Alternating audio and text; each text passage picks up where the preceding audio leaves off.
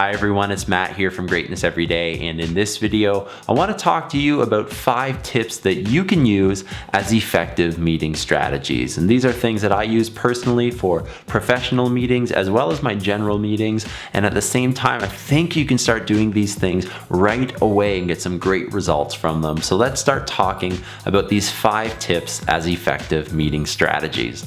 Number 1 is I think that you have to go ahead and develop an agenda, and a lot of people overcomplicate this, right? An agenda doesn't have to be complicated. It should actually be quite simple. For me, I go ahead and I include a title, I include the date, and then a numbered list of all of the items we want to discuss in order from the beginning of the meeting all the way to the end of the meeting. And that's all you need, right? The whole elaboration of the points is going to be involved in the discussion and the presentation, I guess, that's going to happen during the meeting. So don't complicate it. All right, number 1, go ahead and make sure that you develop an agenda, and go ahead and send that agenda out in advance, right? Sending that agenda out in advance a couple days. My favorite is definitely the day before, or maybe even the morning of. Going ahead and sending that agenda out in advance really makes sure that people are aware of the whole focus and the whole point of meeting in the first place, and they can kind of think of some ideas and questions they want to bring to the meeting with them and be prepared for the meeting. There's nothing worse than not being prepared for a meeting that you have. And one of my mentors always said, always have something to write with and something to write on. So whenever I go to a meeting, I make sure that I have that stuff, whether it's a meeting I'm going to or I'm preparing it on my own. So that is what you have to make sure you have. Send the agenda out in advance. At the beginning of the meeting, make sure that you review the agenda just to remind and focus people on why you're actually meeting in the first place, and then create a meeting template if the meetings that you're having are reoccurring. Like there's something that happen at regular intervals, maybe weekly, maybe monthly.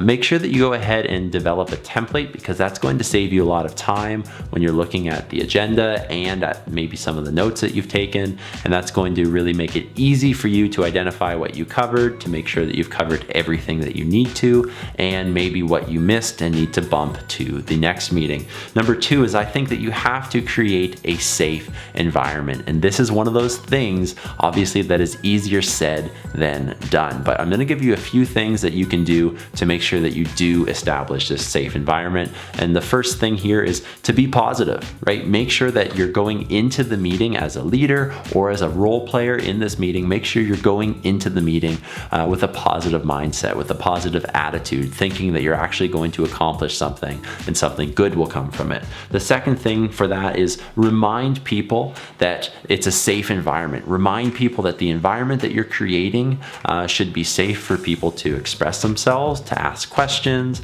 and to voice their opinions. And really, this is important because you want to ultimately make sure that people are going to leave the meeting really kind of expressing themselves fully, not holding anything back. And really, once people have done that, that is the only way to really get the best group consensus in terms of how are we going to move forward.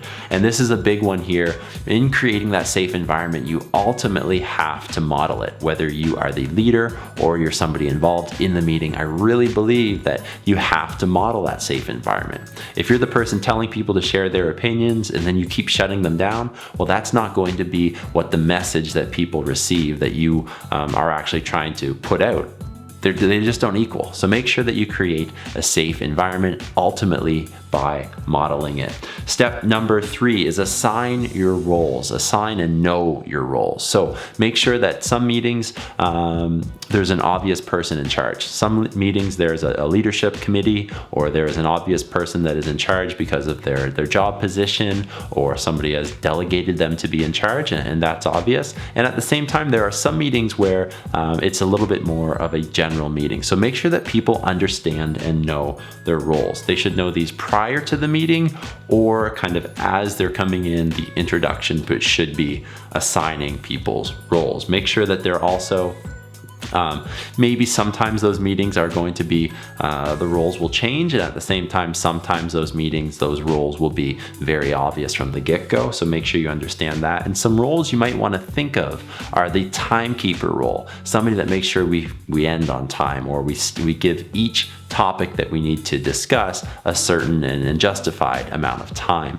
Another role would be something like the note keeper, which is a very important role, or somebody that's going to go ahead and when things get off task, they're going to bring the conversation and bring the meeting back into the purpose of what you're trying to discuss. And there are many other types of roles that people can have in meetings. If you're interested in knowing more about that stuff, I'd suggest you do a quick Google search on meeting roles. That would be something that you can find out pretty easily. Number 4 is take notes. And this is a big one. You want to make sure that somebody is taking notes in 2 different ways.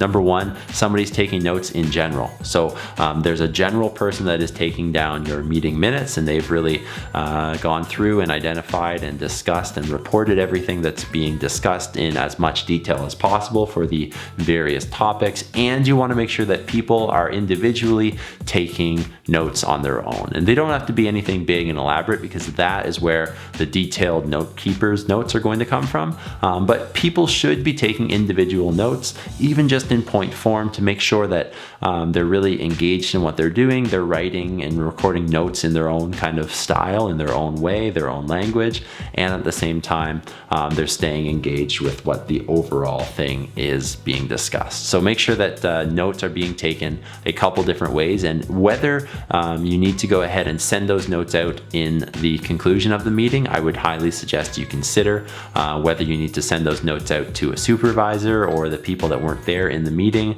That is a great way to sort of conclude your meeting. And step number 5 is the meeting should end with discussing your action steps. And obviously the meeting should end on schedule. You should review the agenda at the beginning of the meeting that you discussed and at the end of the meeting to make sure that you covered everything. And then you should identify what each member's action steps should be. So basically you're saying, all right, what are our action steps before we meet for the next time? Right? Identifying kind of what each person will be doing, whether that is individually or as a group, how they should be doing it, when it should be complete by, are all great things to do before you leave your meeting to ensure that really kind of change comes from the meeting, because ultimately I think that's why we meet in the first place. So really go ahead and discuss each person's action steps to make sure that the change comes from your meeting. And I want to hear what you think about effective meeting strategies and any tips that you might have for us. So go ahead and share those down in the comments below. If this video helped you, please click the thumbs up button, subscribe to our channel, and follow us on Instagram for daily inspiration and encouragement to live a great life. Remember, choose greatness every day, and I'll see you in the next video.